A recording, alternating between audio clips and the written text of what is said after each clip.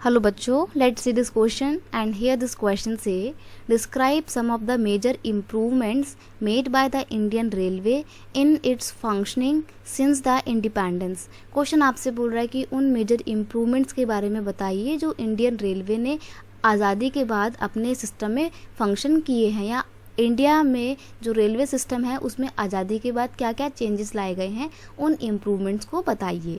इस क्वेश्चन को ऐसे भी पूछ सकता है, explain the improvement made by the Indian railway in its functioning, यानी कि इंडियन रेलवे ने अपनी फंक्शनिंग में कौन कौन से इम्प्रूवमेंट किए हैं, उन इम्प्रूवमेंट्स को बताइए। यहाँ पे क्वेश्चन का की कॉन्सेप्ट है इम्प्रूवमेंट इन इंडियन रेलवे। कौन कौन सी इम्प्रूवमेंट आई है इंडियन रेलवे में, तो देखिए steam engines are replaced by the diesel and electric engine. क्या आपको पता है कि पहले के टाइम पे जो रेलवे हुआ करती थी वो कैसे चलती थी? स्टीम से चलती थी।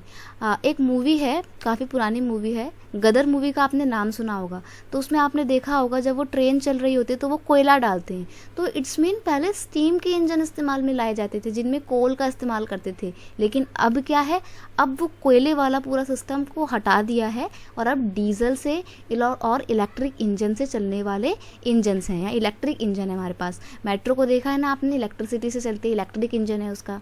नेक्स्ट है now the facility of e tickets are available. पहले क्या होता था, आपको टिकट वहाँ पे जाकर ही खरीदनी पड़ती थी, लेकिन अब आप क्या करते हैं, अपनी ट्रेन की टिकट घर में बैठे बैठे बुक कर सकते हैं। तो ई टिकट की जो फैसिलिटी है वो अब इजीली अवेलेबल है।